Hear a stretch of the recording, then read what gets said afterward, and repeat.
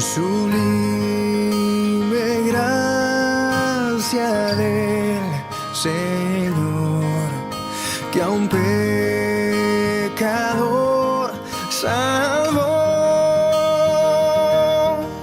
Fui ciego, mas hoy veo yo, perdido y él me halló. Su gracia me enseña a temer, mis dudas ahuyentó. Oh, cuán precioso fue a mi ser cuando Él me transformó. De mis cadenas libre soy, mi Salvador me rescató, y como el mar fluye su amor, sublime gracia y amor.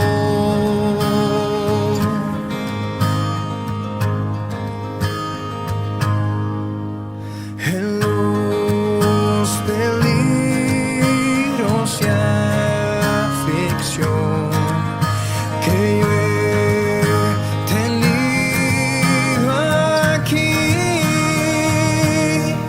su gracia siempre me libró y me guiará al hogar.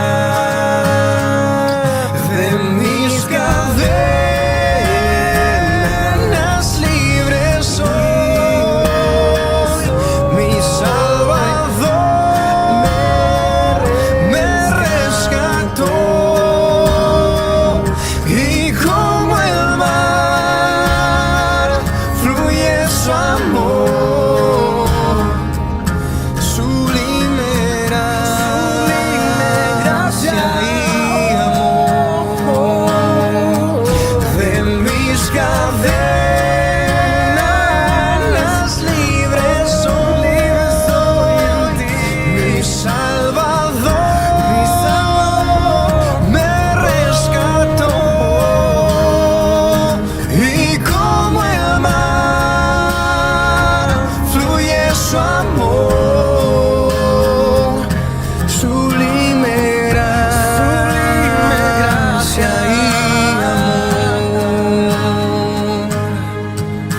Y cuando en Sion por siglos mil brillando esté cual sol, yo cantaré por siempre ahí su amor que me salvó,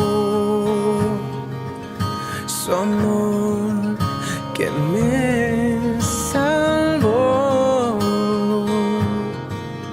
su amor que me salvó. Muy buen día, bienvenidos a la Iglesia Cristiana del Sur, a esta transmisión que cada domingo tenemos a las 11:30 de la mañana. Escuchamos este himno, Sublime Gracia. Este himno fue escrito hace muchos años, fue en 1779 cuando se publicó por primera vez, y nos habla acerca de la gracia de Dios y de que es posible el perdón de nuestros pecados únicamente por esto, por el gran amor de Dios, un amor que sobrepasa nuestro entendimiento, un amor que va más allá. El autor de este himno fue el clérigo y poeta inglés John Newton. Y él escribió esto solo cuando se dio cuenta acerca de su propia condición como ser humano y la maravillosa e indescriptible gracia de Dios.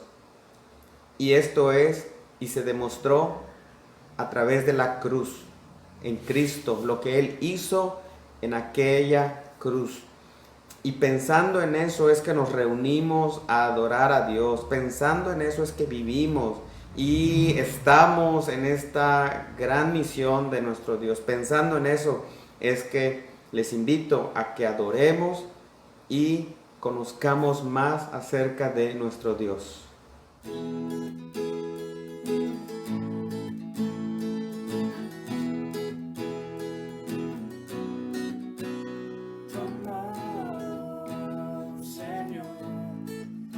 Hasta los cielos, tu fidelidad se extiende más allá. Tu justicia es como las montañas y tus juicios fluyen como el mar. Levanto mi voz para adorarte a ti, mi Rey. Encuentro mis fuerzas en la sombra de tus alas. Tu amor, Señor, llega hasta los cielos, tu fidelidad se extiende más allá.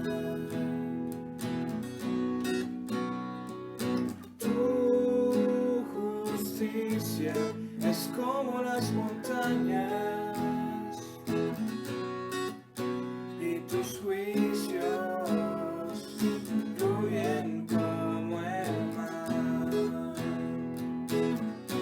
Levanto mi voz para adorarte a ti, mi Rey. Encuentro mis fuerzas en la sombra de tus alas. Tu amor, Señor, llega hasta los cielos, tu fidelidad se extiende más allá. Mi corazón está confiado en ti, oh Dios. Con razón puedo cantar tus alabanzas con todo el alma. Despiértense lira y arpa, con mi canto despertaré al amanecer. Te daré gracias, Señor, en medio de toda la gente. Cantaré tus alabanzas entre las naciones. Pues tu amor inagotable es más alto que los cielos, tu fidelidad alcanza las nubes. Exaltado seas, oh Dios, por encima de los cielos más altos. Que tu gloria brille sobre toda la tierra.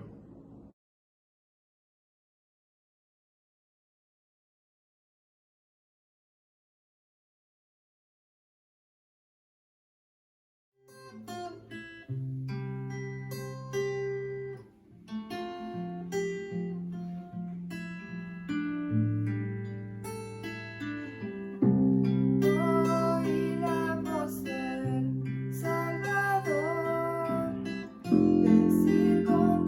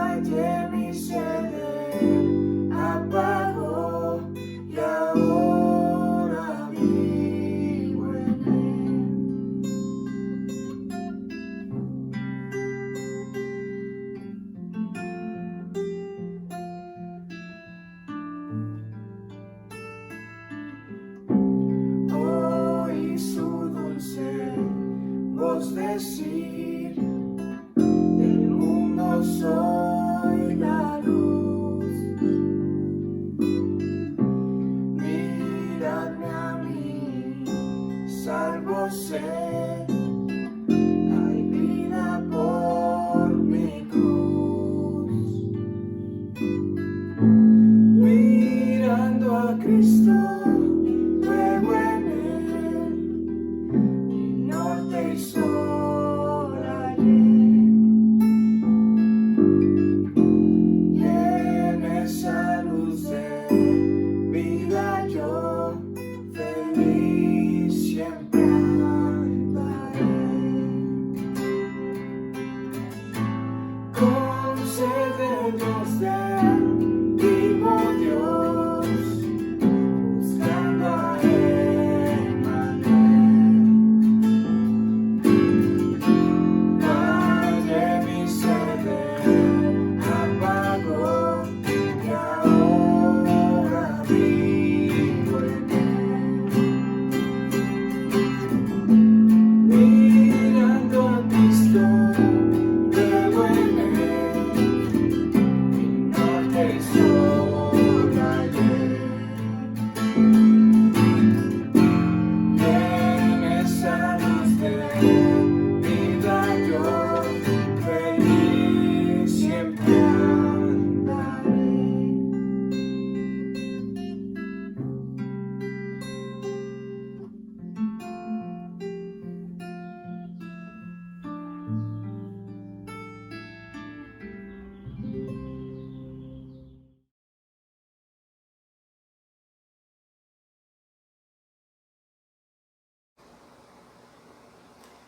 El domingo pasado vimos que Dios nos ha dado su palabra, nos ha dado también el medio de gracia que conocemos como la oración para estar en comunión con Él.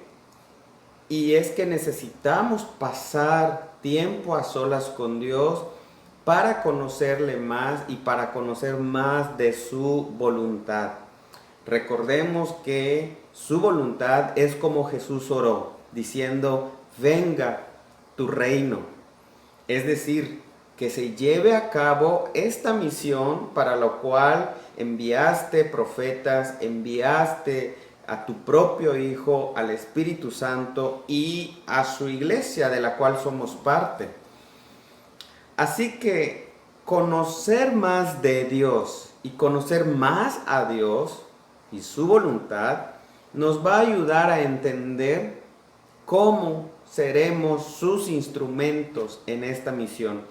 Y algo que vamos a ver el día de hoy son las dificultades, o más bien la oposición que Jesús enfrentó cuando estaba cumpliendo esta misión de Dios. Y es muy claro en esta lectura que voy a hacer.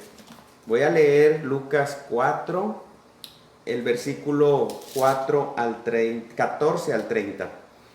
Dice así: Jesús regresó a Galilea en el poder del Espíritu y se extendió su fama por toda aquella región. Enseñaba en las sinagogas y todos lo admiraban. Fue a Nazaret, donde se había criado, y un sábado entró en la sinagoga como era su costumbre. Se levantó para hacer la lectura y le entregaron el libro del profeta Isaías. Al desenrollarlo, encontró el lugar donde está escrito: El Espíritu del Señor está sobre mí, por cuanto me ha ungido para anunciar buenas nuevas a los pobres. Me ha enviado a proclamar la libertad a los cautivos y dar vista a los ciegos, y poner en libertad a los oprimidos, a pregonar el año del favor del Señor. Luego enrolló el libro, se lo devolvió al ayudante y se sentó. Todos los que estaban en la sinagoga lo miraban detenidamente, y él comenzó a hablarles: Hoy se cumple esta escritura en presencia de ustedes. Todos dieron su aprobación, impresionados por las hermosas palabras que salían de su boca. ¿No es este el hijo de José?, se preguntaban. Jesús continuó: Seguramente me van a citar el proverbio: médico, cúrate a ti mismo. Haz aquí en la tierra, en tu tierra, lo que hemos oído que hiciste en Capernaum. Pues bien, les aseguro que a ningún profeta lo aceptan en su propia tierra. No cabe duda de que en tiempos de Elías, cuando el cielo se cerró por 3 años y medio, de manera que hubo una gran hambre en toda la tierra, muchas viudas vivían en Israel. Sin embargo, Elías no fue enviado a ninguna de ellas, sino a una viuda en Sarepta, en los alrededores de Sidón. Asimismo, había en Israel muchos enfermos de lepra en tiempos del profeta Eliseo, pero ninguno de ellos fue sanado, sino Naamán el sirio. Al oír esto, todos los que estaban en la sinagoga se enfurecieron, se levantaron, lo expulsaron del pueblo y lo llevaron hasta la cumbre de la colina sobre la que estaba construido el pueblo, para tirarlo por el precipicio. Pero él pasó por en medio de ellos y se fue. Quisiera leer de nuevo el verso 18 y 19 cuando Jesús lee al profeta Isaías. Lo voy a leer de esta manera: me ha enviado a consolar a los de corazón quebrantado. Esto habla de la misión de Cristo y de la misión para sus seguidores, como tú y como yo, si somos seguidores y verdaderos creyentes en Jesús. Dice Jesús: me ha enviado a consolar a los de corazón quebrantado. Me ha enviado a proclamar que los cautivos sean liberados. Me ha enviado a proclamar que los presos serán puestos en libertad. Me ha enviado a anunciar a los que se lamentan que ha llegado el tiempo del favor del Señor, junto con la ira del Señor contra todos sus enemigos. Me ha enviado a consolar a todos los enlutados. Me ha enviado a todos los que se lamentan en Israel para darles una corona de belleza en lugar de cenizas, una gozosa bendición en lugar de luto, una festiva alabanza en lugar de desesperación. Y quise enfatizar: me ha enviado, porque al igual Jesús fue enviado por el Padre, así como nosotros. Muy bien, en esta lectura de la palabra de Dios, quisiera que oremos antes de reflexionar en ella. Padre nuestro, danos de ese Espíritu Santo para que ilumine nuestra mente, para que las tinieblas que aún hay en nuestra mente, en nuestro corazón, nuestra incredulidad, nuestra dureza, sea derribada por tu Espíritu. Danos sensibilidad espiritual. Te lo ruego para todos los que nos están escuchando, nos están viendo en esta transmisión, para tu iglesia, la Iglesia Cristiana del Sur de Monterrey, en este país y en el mundo, tu iglesia aquí en la tierra. En Cristo oramos. Amén. En esta lectura que hice, ¿qué pasó? ¿Por qué las personas primero dieron su aprobación? Es más, se impresionaron, como dice el versículo 22, y poco después el doctor Lucas, autor de este evangelio que lleva su nombre, en los versos 28 y 29, leemos que estas mismas personas estaban enfurecidas e incluso expulsaron a Jesús del pueblo y lo llevaron hasta la cumbre más alta y trataron de matarlo. ¿Qué más querían hacer? Lucas lo registra de esa manera. ¿Qué cambió? Veamos el texto. Jesús lee las Escrituras y les revela, les quita el velo de los ojos y les revela que Él es el ungido, el Mesías del que habla Isaías. Es decir, que la espera había terminado con Él, cuando les dice que hoy mismo se ha cumplido en presencia de ustedes esta escritura. Y cuando estudiamos Isaías, o un estudio panorámico de Isaías, nos deja ver que del capítulo 1 al 39 de Isaías, el profeta habla de la justicia de Dios, sobre el pecado del mismo pueblo de Israel y de otras naciones, y también de la esperanza que hay en un rey que vendría, en un Mesías, en un siervo de Dios que traería esperanza de restauración. Por eso, del capítulo 40 al capítulo 66 de Isaías, podemos leer de manera abundante acerca de este siervo de Dios, ese rey que vendría a poner fin a la maldad, a la injusticia, gobernaría por fin para todas las naciones. Y el texto que lee Jesús lo encontramos en esta última parte o en la segunda parte de Isaías, en el capítulo 61. Ante esto, con razón estaban asombrados y podríamos pensar que su asombro, los de Nazaret en aquella sinagoga, ese asombro podríamos decir que eran por dos razones al menos. La primera es que conocían a Jesús, lo habían visto crecer porque Jesús se crió en Nazaret, por eso lo conocían como Jesús de Nazaret. Y algo que nos deja ver eso es cuando ellos mismos se preguntan, ¿no es este el hijo de José?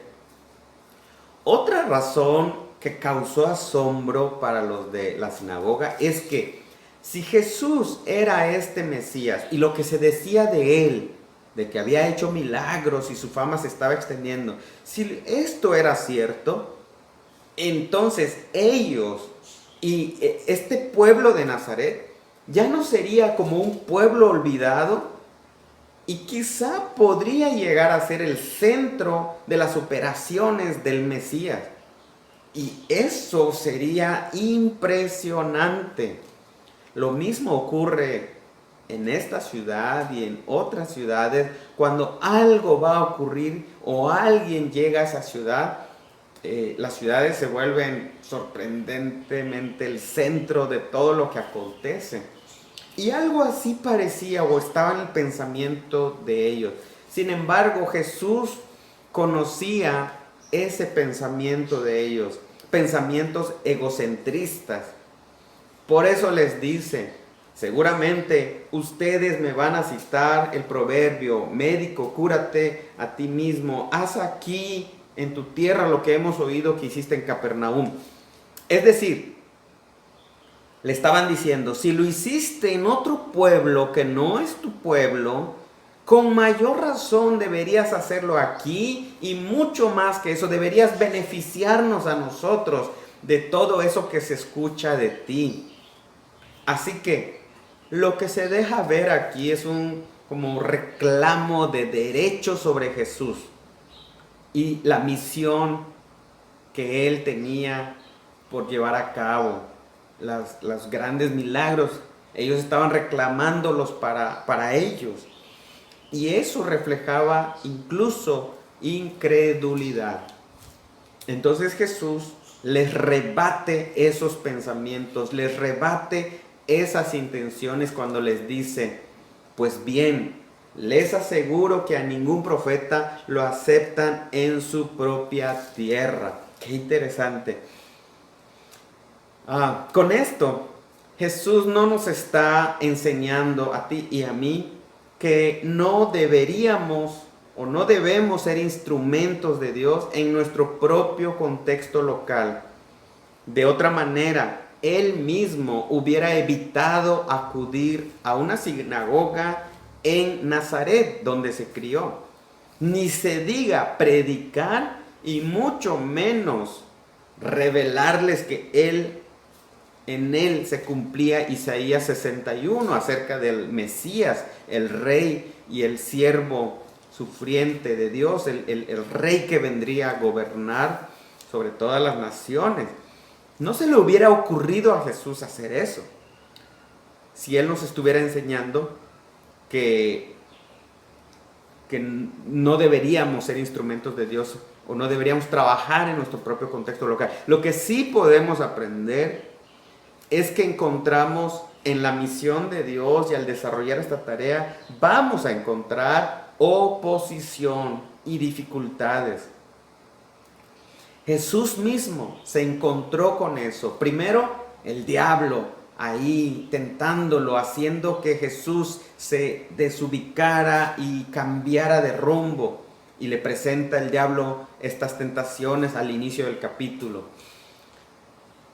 Y esto nos debe llevar a pensar que si él venció al diablo y sus tentaciones, de seguro también puede vencer cualquier oposición, y puede ser que esa oposición sean ahora estos corazones duros, estos corazones incrédulos, egocentristas. Por eso él cita dos historias del Antiguo Testamento. Estas historias eran bien conocidas por los que estaban allí en la sinagoga, porque ellos eran una audiencia que normalmente tenían conocimiento del Antiguo Testamento, de las Escrituras, porque acostumbraban a acudir a escuchar la palabra de Dios. Las dos historias que les cuenta Jesús se encuentran en el libro de los Reyes.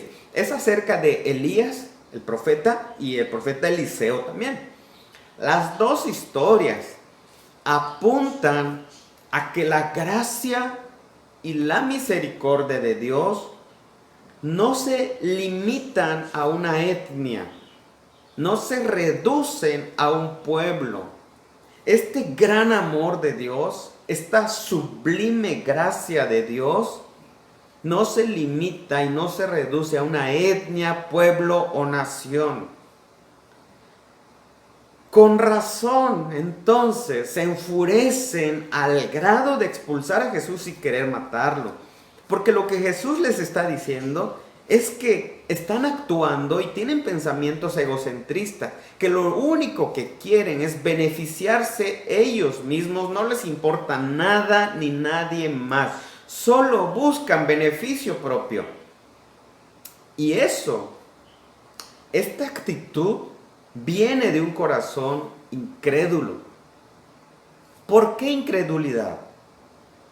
Porque es muy probable que ellos habían leído varias veces este mismo pasaje de la Biblia. Sin embargo, solamente era un conocimiento, como mencioné el domingo pasado, solo era un conocimiento en saco roto. Era un conocimiento porque no lo estaban conectando con esta misión del ungido de Dios, con el Mesías. Y esta misión del Mesías, del ungido de Dios, no era solo para la nación de Israel, incluía a todas las naciones. Y que es verdad, ellos tenían el privilegio, eran privilegiados al tener al Mesías. Y qué mayor motivación para ser parte de la misión de Dios, para alegrarse de que el Mesías vino a cumplir por fin esta misión redentiva. Debió despertar en ellos en cómo puedo ser parte, cómo puedo alinearme, dónde me apunto, dónde firmo, si el Mesías es de Nazaret y yo soy de Nazaret y Él está aquí. Vaya, quiero seguirle, quiero ir con Él. Esa no fue la actitud, no fue la respuesta, no fue esa respuesta motivadora.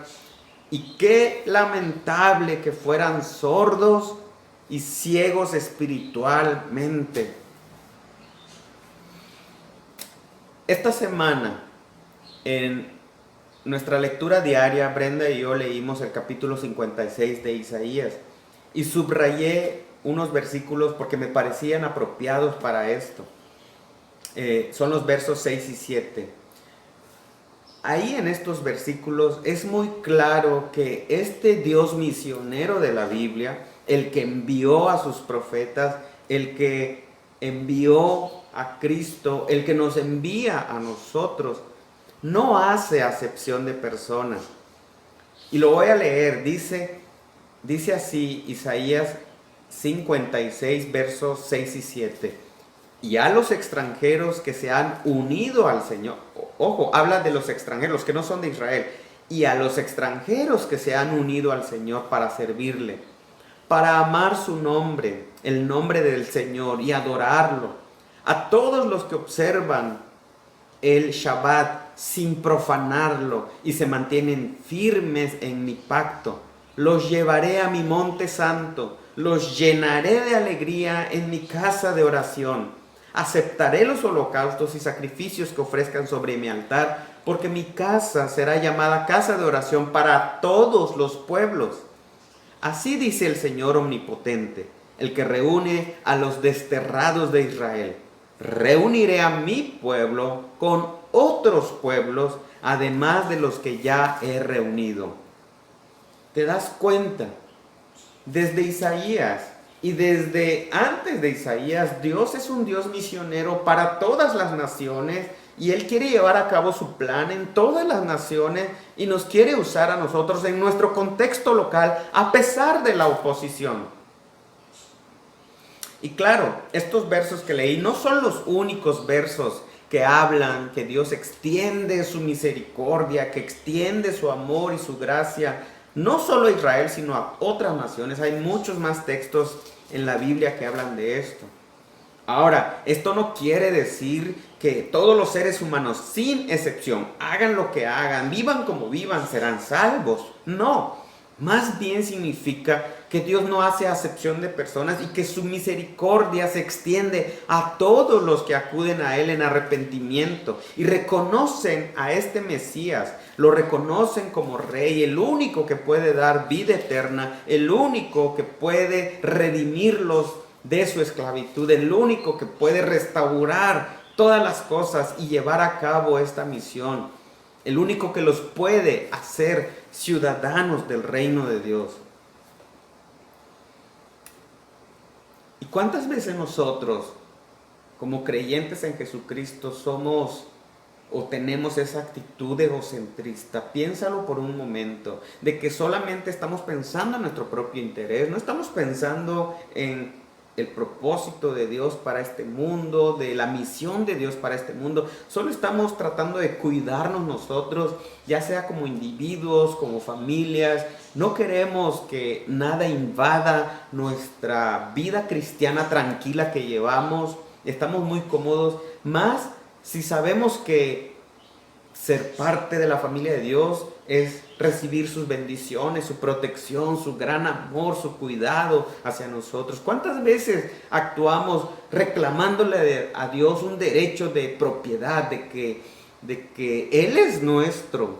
Él es nuestro y Él debe y está obligado a bendecirnos y beneficiarnos solamente a nosotros. Y no pensamos ni siquiera en los demás, no pensamos en nuestro Dios mismo y su corazón misionero para todas las naciones y sobre todo para el contexto donde te ha puesto.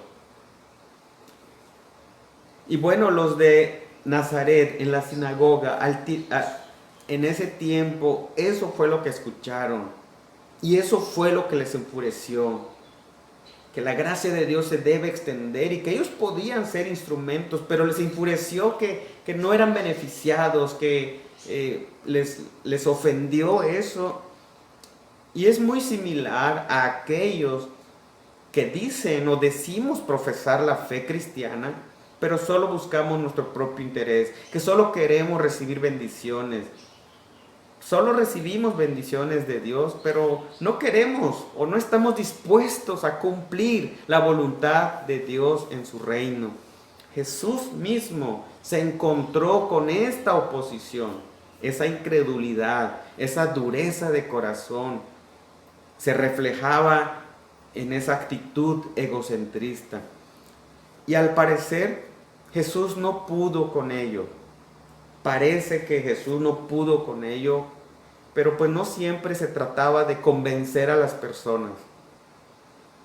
Y aunque parece que Jesús no pudo con ellos, más bien esta porción de la escritura, el capítulo 4, termina diciendo, esta porción de la Biblia que leímos, termina diciendo que lo llevaron a un precipicio para tirarlo, pero él, y ese pero cambia mucho el sentido de lo que entendemos, pero él pasó por en medio de ellos y se fue. Vaya, no pudieron vencerlo, él salió victorioso a continuar esta misión redentiva de Dios. Y el capítulo 4 concluye diciendo así: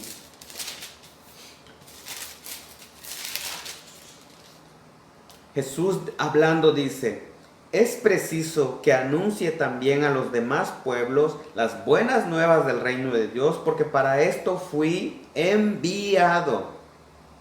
Y siguió predicando en las sinagogas de los judíos. Después de expulsar un demonio, sanar a la suegra de Pedro, si lees el capítulo completo, así termina el capítulo 4, diciendo que Jesús salió victorioso, venció el diablo, venció esta oposición. Y tú y yo como creyentes, al descansar en Él, ¿qué oposición podemos tener? ¿La incredulidad o nosotros mismos y nuestra actitud egocentrista? Piénsalo por un momento, ¿en dónde estás en relación a esto? Ojalá que nuestro corazón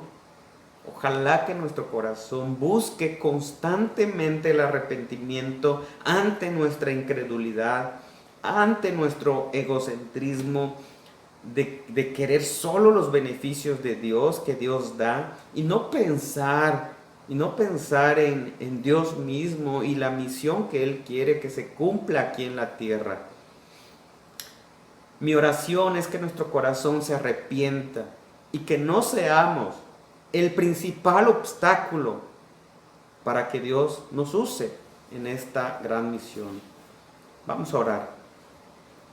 Dios nuestro, sin duda alguna, obstáculos habrá, oposición habrá cuando respondemos, heme aquí, envíame a mí.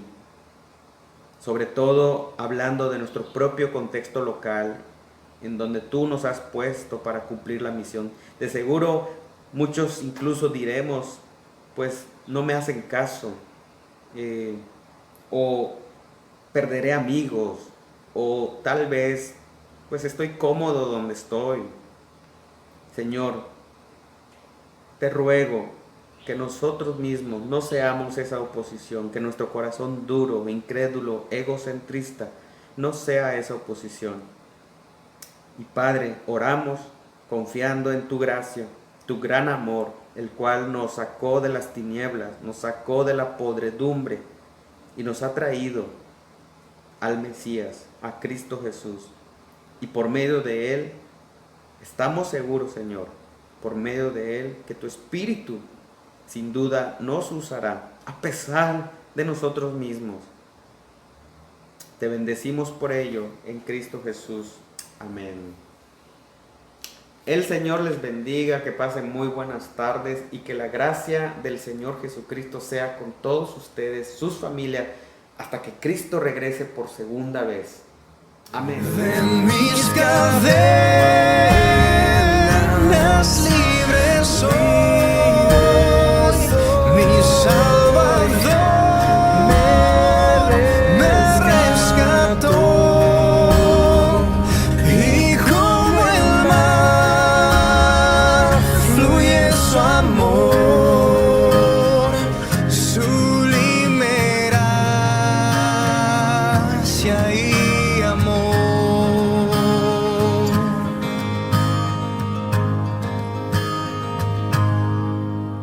En los peligros y aflicción que yo he tenido aquí, su gracia siempre me libró y me guiará al hogar. De mis cadenas libres soy, mi Salvador me rescató,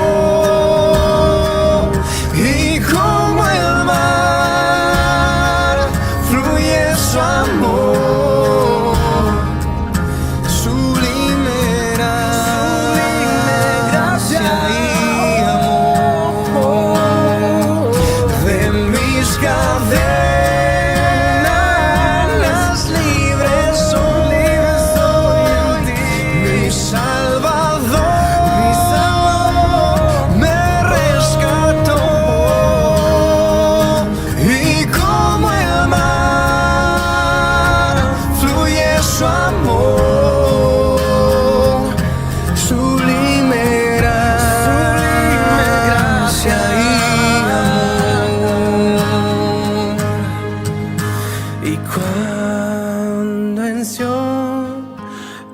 siglos mil, brillando cual sol. Yo cantaré por siempre ahí su amor que me salvó, su amor que me salvó, su amor que me salvó.